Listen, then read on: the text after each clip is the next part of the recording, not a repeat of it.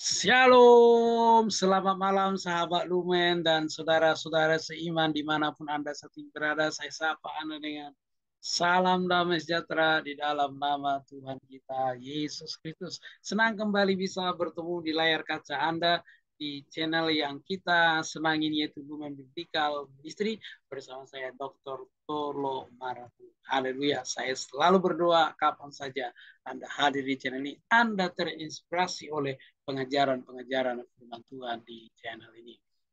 Saudara-saudara, kalau Anda perhatikan, sebenarnya di channel ini saya sedang membahas eskatologi, ya. Tapi sehubungan karena ada beredar pernyataan bahwa Trinitas itu salah satunya adalah Bunda Maria, maka saya membuat ini seri apologet ini 2 video saja, karena menurut saya kita sepakat bahwa tidak ada yang agak ribet di sini, karena dalam iman Kristen sendiri, dalam Trinitas itu, yaitu ada Bapa, Anak, dan Roh Kudus. Nah, kalau Anda perhatikan dalam video sebelumnya, saya membahas siapakah Bunda Maria menurut Alkitab. Tentu dia adalah wanita yang mendapat anugerah yang spesial di mata Tuhan. Bagi kita juga, karena dia adalah wanita yang melahirkan juru selamat bagi kita manusia. Itu luar biasa, ya. Dan dia adalah dari pengakuannya, dari pengakuan Maria sendiri, dia adalah hamba Tuhan, dia bukan Tuhan, ya.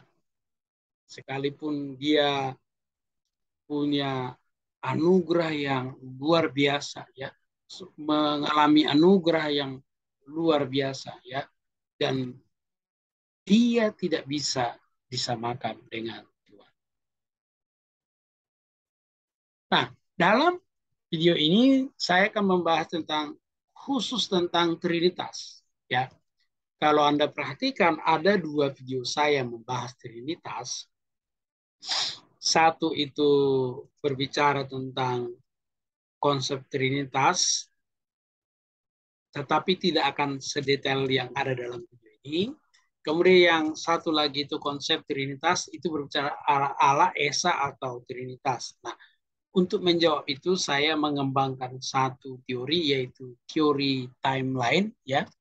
Dan di situ saya menunjukkan itu hanya perbedaan zaman. Karena dalam zaman Yesus mereka berbicara Allah itu Esa. Nah, konsep Trinitas ini muncul ini tentu karena lebih kepada tindakan apologetis, ya, di mana saat itu Tertullianus menggunakan istilah ini untuk melawan pajak pengajaran Origen, karena Origen saat itu mengajarkan bahwa Yesus lebih rendah dibanding Bapa. Nah, ada dasarnya, nanti kita akan bahas itu juga. Nah, yang pertama yang mau sampaikan bahwa kata Trinitas tidak ada dalam Alkitab, tetapi konsepnya ada. Nah, saya akan menjelaskan satu dari Perjanjian Lama, satu dari Perjanjian Baru. Anda bisa tambahkan lebih.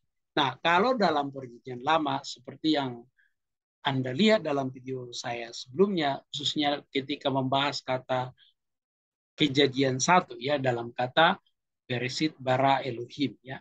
Nah, kita jelas tahu bahwa Elohim itu adalah pribadi yang jamak yang menggunakan kata kerja tunggal, yaitu bara. Dan kita tahu kata kerja ini hanya digunakan oleh Adonai ataupun yang sering kita sebut Yod-Heh-Vav-He. Kemudian juga digunakan Elohim. Nah, jadi kata ini hanya digunakan untuk Allah saja. Manusia tidak menggunakan kata itu.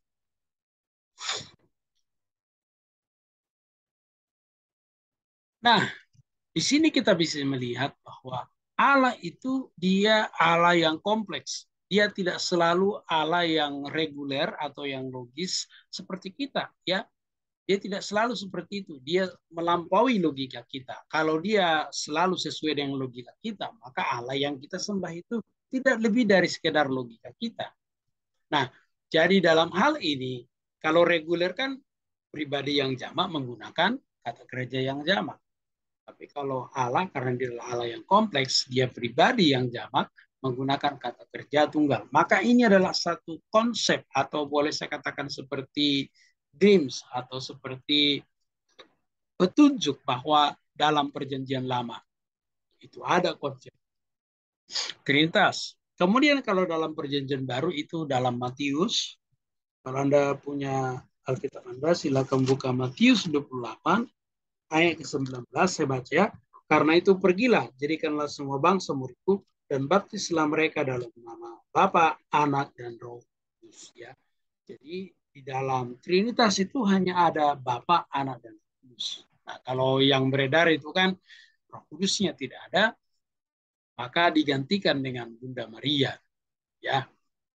Nah, sekali lagi selama ada saya sebut selama ada pelecehan terhadap Roh Kudus ataupun hal-hal atau pengajaran-pengajaran yang sesat terhadap Roh Kudus dan pengajaran yang sesat tentang Yesus, maka kita butuh namanya Trinitas ini.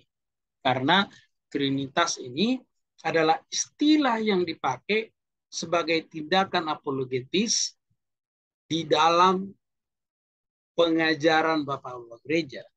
Nah, salah satunya saat ini di Konsili Nicea, dan itu melawan pengajarannya Arius, karena Arius juga mengatakan bahwa Yesus itu lebih rendah. Nah, tapi sekali lagi nanti kita akan menemukan kenapa mereka berpikir demikian. Nah, kita tahan dulu itu. Jadi, ya, tahan dulu sampai di situ, nanti akan terjawab. Nah, ini yang penting.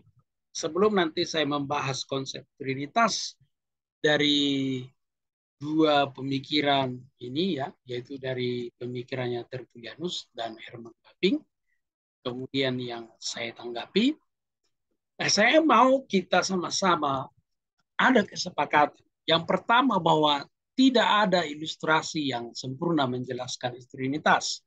Nah, ini adalah ilustrasi yang saya buat ya. Kalau Anda perhatikan di sini ada Bapa, Anak, dan Roh Kudus, dan itu dalam satu lingkaran.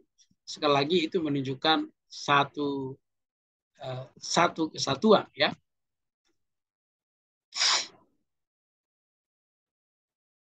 Dan ini menunjukkan juga satu substansi, satu hakikat. Tapi jelas tiga pribadi. Nah, nanti kita akan kembali ke sini, kita bahas dulu.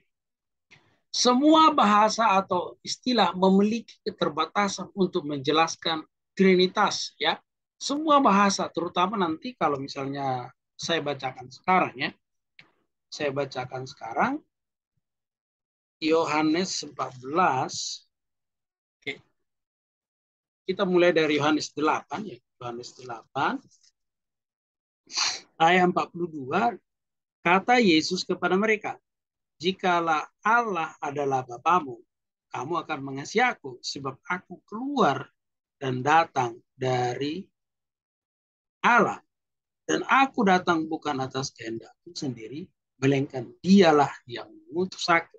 Nah, kalau Anda merenungkan kata aku keluar dan datang dari Allah, Yesus mengadakan bahwa dia berasal dari Allah. Nah, semua bahasa akan terbatas menjelaskan itu. Ya, saya ingat satu pernyataan Babbing, dia katakan bahwa tidak ada bahasa yang sempurna menjelaskan ini. Nah, saya ketika mengajarkan Trinitas, bahkan ketika dalam teologi kontemporer, ya, saya mencoba mengeksplor beberapa kata. Nah, ada beberapa kata itu yang menurut saya punya kelemahan.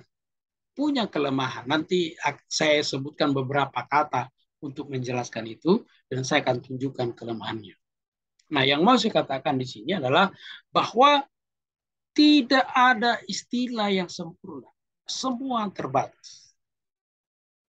Sekali lagi, Trinitas adalah bahasa manusia yang logis untuk menjelaskan Allah dalam keterbatasan manusia itu sendiri. Sekali lagi, Trinitas ini adalah bahasa manusia yang logis dalam keterbatasan kita. Kita manusia terbatas, seperti yang saya katakan di awal tadi. bahwa Allah tidak selalu bekerja dengan logika kita, ya. Allah itu melampaui logika kita. Kalau Allah itu masuk akal dan logis, maka Allah itu tidak lebih daripada logika kita. Allah jauh melampaui. Tuhan Allah tidak bisa dibatasi dan istilah Trinitas. Sekali lagi, kata Trinitas ini tidak membatasi Allah yang Tuhan Allah yang kita sembah itu. Tapi kata Trinitas ini menolong kita mengenal Tuhan Allah yang kita sembah. Terutama ketika ada pengajaran-pengajaran yang sesat, yang merendahkan Yesus, yang merendahkan Roh Kudus, maka kata Trinitas, maka kita akan pakai, ya, kita akan gunakan.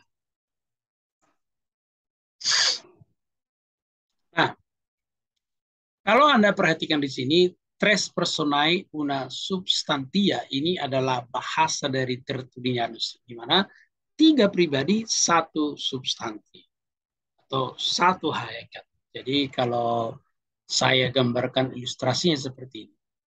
Ini adalah lingkaran ini, ya, adalah hakikatnya. Kemudian ada pribadi Bapa, Anak, dan Roh Kudus. Nah,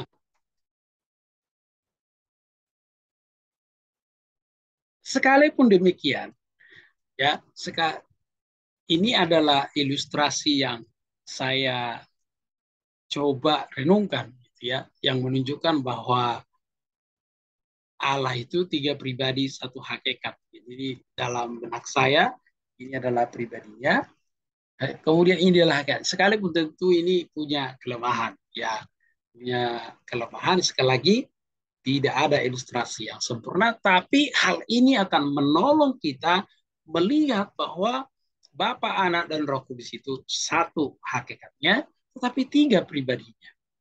Nah, tadi kita sudah sempat membahas Yohanes 8 ayat 42, Yesus berkata, aku keluar dan datang dari Bapa.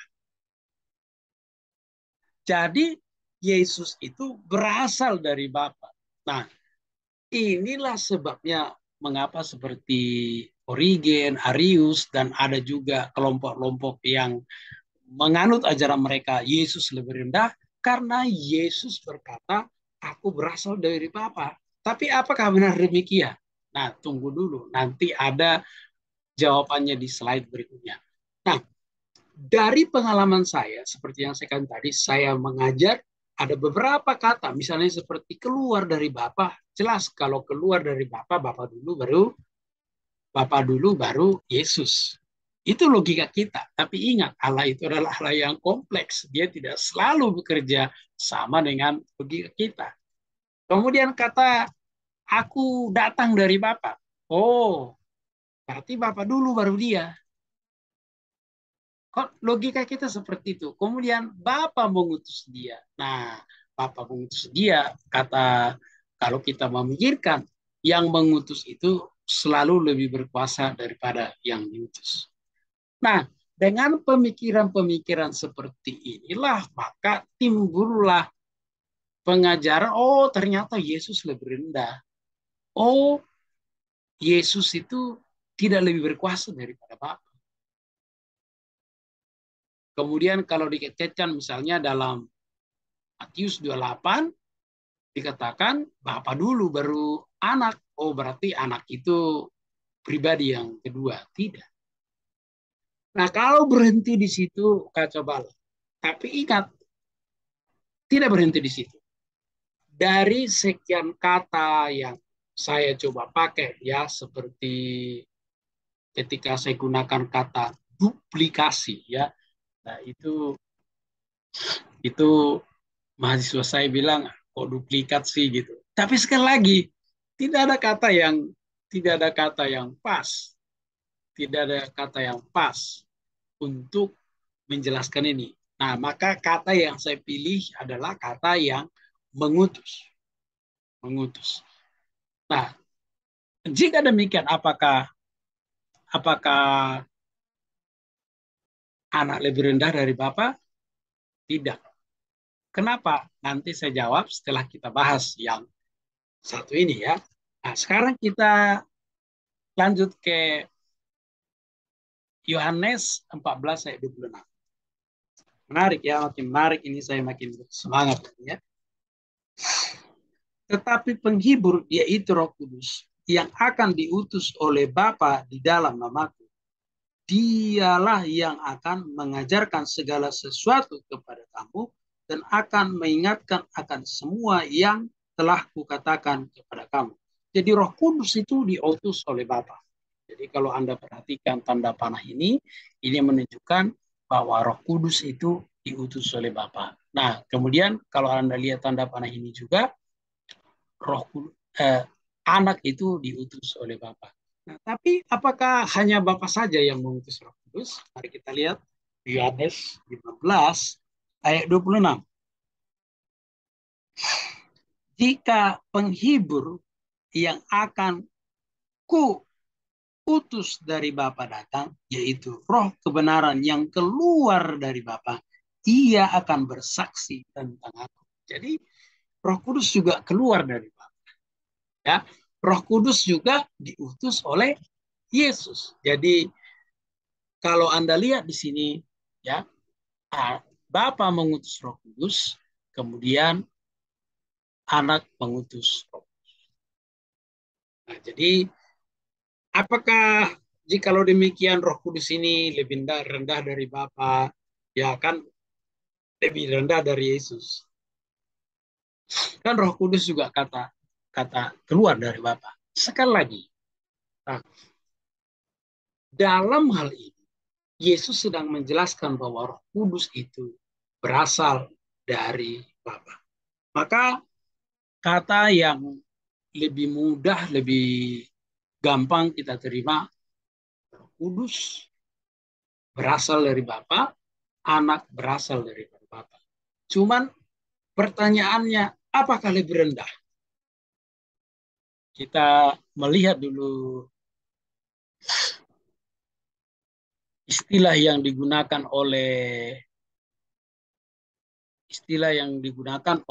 Bating ya. Kalau Bapa itu disebut paternity atau kebapaan ya. Jadi dia memperanakan. Nah, karena dia adalah Bapa, maka di sini dia di dalam Trinitas ini dia menggunakan satu power atau satu kuasa namanya active generation ya. Active generation ini adalah satu kuasa yang dimiliki oleh Bapa ketika dia mengutus Yesus atau ketika Yesus keluar dari Bapa, maka kualitasnya sama. Nah, itu yang lupa orang. Jadi hanya Allah saja yang punya kuasa, yang mengutus pribadi yang sama persis dengan dirinya. Tidak ada bedanya. Saya sebagai manusia, saya punya anak. Saya dengan anak saya kualitasnya beda. Tapi karena Allah Bapa atau Tuhan yang kita sembah itu, dia maha kuasa, dia punya kuasa yang tidak dimiliki oleh siapapun. Nah, active generation itu hanya dimiliki oleh Bapa. Yang kedua itu active separation. Active separation ini mengutus Roh Kudus. Roh Kudus ya keluar, jelas dikatakan tadi bahwa Roh Kudus keluar dari Bapa. Nah, apakah Roh Kudus lebih rendah dari Bapa? Tidak. Sekali lagi, dia punya kuasa sekalipun misalnya Roh Kudus keluar dari Bapa, bukan berarti Roh Kudus lebih rendah, tidak. Roh Kudus memiliki esensi atau hakikat yang sama karena Allah yang memiliki kuasa itu. Satu-satunya. Kalau dalam logika kita, oh ya kan Bapa dulu, baru kemudian Yesus. Oh, secara urutan bahasa, Mungkin Anda berpikir secara logis benar begitu, ya. Tetapi jangan lupa, ini yang perlu digarisbawahi. Jangan lupa bahwa Allah punya kuasa sehingga ketika dia mengutus Yesus, ketika dia Yesus ya keluar dari Bapa, esensinya sama, hakikatnya sama. Kemudian kalau kita lihat Yesus ya, dia sansip, dia diperanak. Kemudian passive generation dalam hari ini Yesus pasif, ya keluar. Jadi karena dia diutus ya, diutus. Kemudian sekalipun dia diutus, esensinya sama. Karena ketika Bapa mengutus dia, esensinya tidak berkurang. Ketika Yesus keluar dari Bapa, esensinya tidak berkurang. Ketika Yesus berasal dari Bapa, esensinya tetap satu. Nah, jadi dari istilah ini kita tahu bahwa Bapa dan Anak adalah dua pribadi yang berbeda. Nah, kemudian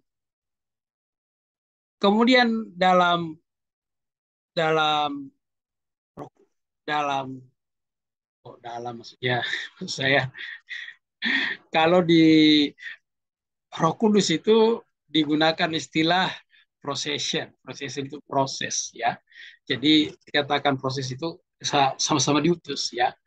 Hal ini dia pasif ya. Kenapa dibilang pasif?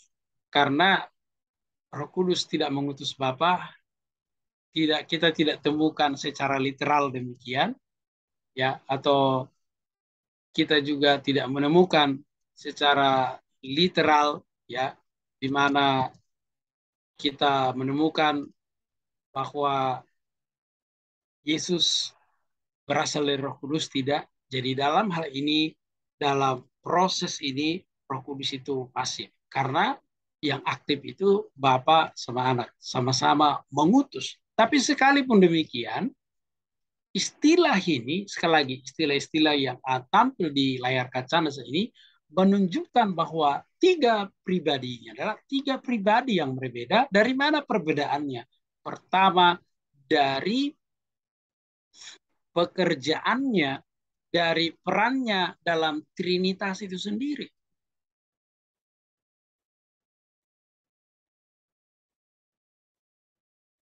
Bapa dia memperanakan, Yesus diperanakan. Kemudian Roh Kudus itu procession, dia diproses. Ya, karena Bapa sama bersama Anak mengutus dia. Nah, itu prosesnya maksudnya. Karena Bapa tidak memperanakan Roh Kudus, Anak juga tidak memperanakan Roh Kudus. Ya, makanya disebut proses ya. Kemudian Bapak itu memiliki satu power yaitu haptic generation ya, di mana dia mampu mengutus pribadi yang satu hakikat dengan dia tanpa beda kualitas. Ya, kualitas yang sama ya, tidak ada bedanya. Jadi sama-sama kekal. Sama-sama tidak berawal, sama-sama tidak berakhir. Kemudian Bapak itu active separation, Yesus juga active separation. Kenapa? Karena kedua pribadi mengutus Roh Kudus. Nah, jelas kita bisa melihat bahwa Bapa, Anak, dan Roh Kudus adalah tiga pribadi yang berbeda. Pertanyaannya tadi, apakah ketiganya berbeda? Tidak, karena Bapa punya kuasa untuk mengeluarkan pribadi yang sama atau mengutus pribadi yang sama hakikatnya, yang sama substansinya dengan dia. Hanya Allah yang memiliki kuasa ini, manusia tidak. Saya pikir dari apa yang saya pelajari, orang-orang yang merendahkan Yesus, orang-orang yang merendahkan Roh Kudus, disinilah mereka kelemahannya. Di mana mereka lupa bahwa Allah itu punya kuasa yang bisa mengeluarkan atau mengutus pribadi yang sama persis dengan diri. Nah, itu sebabnya saya bilang tadi, tidak ada kata, tidak ada istilah yang sempurna. Karena kalau misalnya saya bilang menciptakan, nanti dibilang diciptakan. Tapi sekali lagi, semua bahasa itu terbatas. Ini adalah bahasa yang digunakan untuk membedakan Bapa, Anak, dan Roh. Kalau kita memahami istilah-istilah ini yang saya tampilkan di sini, Anda pasti tahu bahwa Bapa, Anak, dan Roh itu tiga pribadi yang berbeda. Jadi tidak mungkin satu Allah memerankan tiga peran.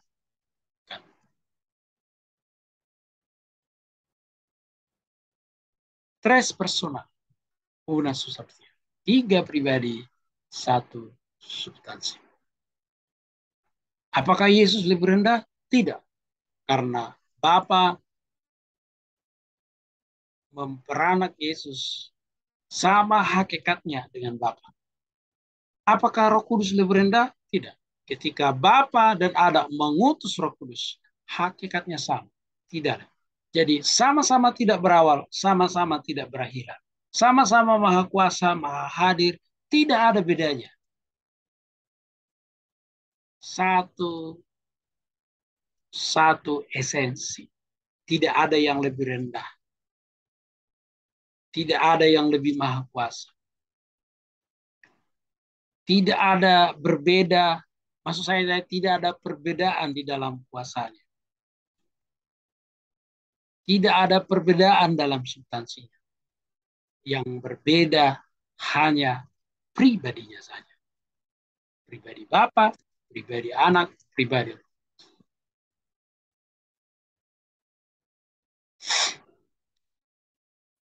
Nah, kalau Anda perhatikan, ini saya dalami lagi prosesnya. Jadi ketika Bapa mengutus Yesus, ada dua istilah yang saya gunakan di sini, yaitu active generation, Bapa yang aktif, ya, mengutus Yesus, kemudian Yesus yang pasif.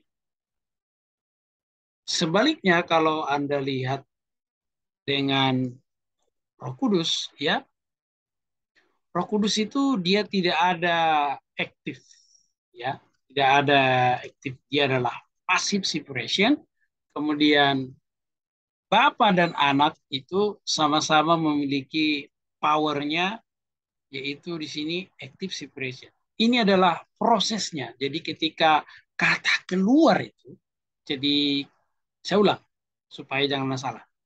Ketika Yesus berkata, aku datang dan keluar dari Bapa, di situ prosesnya ada active generation dan passive generation. Nah, ketika Yesus berkata, Bapa mengutus Roh Kudus, di situ ada namanya active separation. Roh Kudus tidak aktif di situ. Dia tak, dia mengikuti. Kemudian dikatakan Yesus juga aktif separation. Jadi kalau Anda lihat proses hadirnya Roh Kudus dan Anak ini berbeda. Nah, dengan demikian kita bisa menyimpulkan bahwa Allah itu adalah tiga pribadi yang berbeda memiliki satu hakikat. Kenapa satu hakikatnya? Allah Bapa memiliki satu kuasa di mana dia mengutus pribadi yang sama persis, sehakikat, seasensi. Kalau Bapa tidak berawal dan berakhirat, maka Anak juga tidak berawal dan berakhirat. Kalau Bapa tidak berawal dan berakhirat, maka Roh Kudus juga tidak berawal dan berakhirat.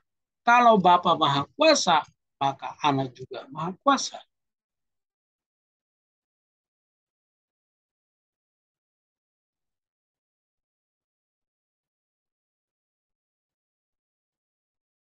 Nah, sampai di sini sahabat Lumen bagaimana? Ada pertanyaan, bingung? Baik, sahabat Lumen, ini kayaknya saya terlalu bersemangat atau gimana? Nah, begini sahabat Lumen, silakan ya. Kalau misalnya mau menanggapi, silakan tulis kolom komentar di kolom komentar ya. Silakan tuliskan tanggapan Anda, bagaimana menurut Anda? Kalau ada yang bingung, kalau ada yang kejanggalan, yang janggal, silakan ditanyakan. Nah, saran saya sekali lagi, kalau misalnya sekali Anda mendengarkan ini belum dimengerti, saran saya silakan mendengarkan 2 atau 3 kali. Nah, kalau misalnya ada hal-hal yang kurang jelas, silakan tanya saya. Nah, perhatian juga, jangan hanya Anda menotong sepotong, karena kalau nanti sepotong aja bahaya. Saya berharap Anda menyimak dari awal sampai akhir. Ya. Nah, sahabat Lumen, terima kasih sudah setia mendukung saya dan saudara-saudara Iman yang belum tekan tombol subscribe-nya, silakan ditekan tombol subscribe-nya dan aktifkan loncengnya supaya tidak tinggal pengajaran-pengajaran firman Tuhan di channel ini. Nah, dengan kita mengakhiri video ini, kita akan melanjutkan ke satu pengajaran yaitu eskatologis, dan silakan disimak juga di video berikutnya ya. Nanti tayang setelah video ini. Saya Dr. Tulo Marbun mengucapkan Shalom, Tuhan Yesus memberkati.